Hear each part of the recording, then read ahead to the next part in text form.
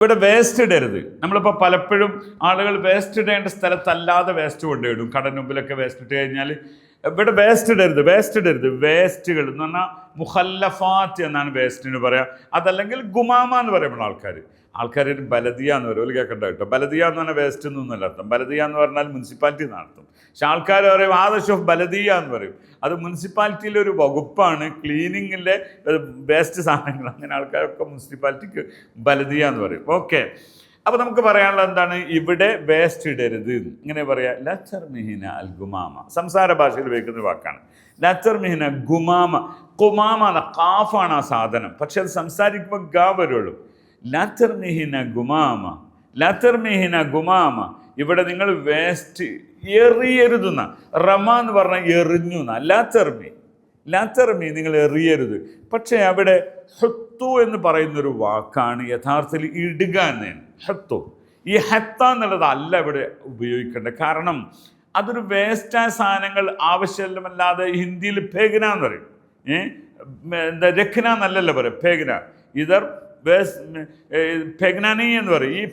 ആ ഒരു വാക്ക് പോലെയാണ് അറബിയിൽ ഉപയോഗിക്കുന്നത്. നമ്മൾ മലയാളത്തിൽ അവ ഇടുക എന്ന് പറയും, അങ്ങനെ പറയും. ഇവിടെ വേസ്റ്റ് വെക്കരുത് എന്ന അർത്ഥത്തിന്. അപ്പോൾ എറിയരുത് എന്നാണ് അർത്ഥം പറയട്ടെ. എങ്ങനെയാണ് ആ വാക്കാണ് ഉപയോഗിക്കുന്നത്. ലാച്ചർമി, യാ ഹബീബി ലാച്ചർമി. ഞാനിതുവരെ പറഞ്ഞതിലൊക്കെയും ലാൻ്റെ സ്ഥാനത്ത് മായും ചേർത്ത് പറയും കേട്ടോ. അത് ഞാൻ എപ്പോഴും പറഞ്ഞപ്പോൾ നിങ്ങൾ കൺഫ്യൂഷൻ ആവുന്നുള്ളതുകൊണ്ട് ഞാൻ പറയാത്തത്. മാത്തർമി എന്ന് പറയും, പക്ഷെ അതിൻ്റെ റെഗുലർ യൂസേജ് ലാ തന്നെയാണ്. ലാത്തർമി ഒരു സാധനം ഇങ്ങനെ പോരാണ് പുറത്ത് കണ്ട് എറിഞ്ഞാളാ എന്ന് ഇർമി ഹാദ. അതറിയല്ലേ? ലാത്തർമിഹിന ഫിഷാര്. ഒരാൾ വാഹനത്തിൽ പോകുമ്പോൾ ഈ പെപ്സിൻ്റെ ടിന്ന് കുടിച്ച് പുറത്തേക്ക് ഇടാണ്.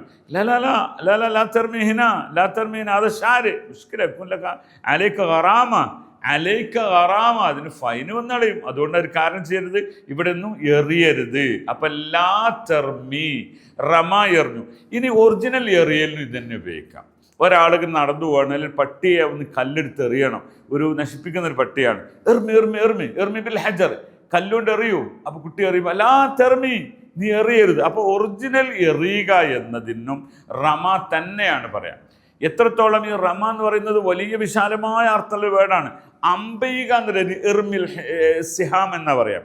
അവിടെയും ലാത്തർമി സിഹാം, നീ അമ്പയ്യരുത്. അമ്പ് എയ്യ നമ്മൾ എയ്ത് വിട്ടു എന്ന് പറയും നമ്മൾ. പക്ഷെ അറബിയിൽ ആ റമി തന്നെയാണ് ഉപയോഗിക്കുക. റമിക്ക് എത്രയോ അർത്ഥങ്ങളുണ്ട്. അപ്പോൾ നിങ്ങളൊരു പദം കിട്ടിയാൽ ആ പദത്തിന് അനലൈസ് ചെയ്തുകൊണ്ട് ഇന്ന് അറബികളുടെ സംസാര ഭാഷയിൽ ഏതാണ് ഉപയോഗിക്കുന്നത് പഠിക്കണം. ധാരാളം ആളുകൾ കാണുകയും കമൻറ്റ് ചെയ്യുകയും ചെയ്യുന്നുണ്ട് ഇത്തരം വീഡിയോക്ക്. നിങ്ങൾക്ക് എല്ലാവിധ ആശംസകളും. ഇൻഷാ അല്ലാഹ് തവാസൽ മഅക്കും. ശുക്രൻ. ഫി അമാനില്ലാഹ്.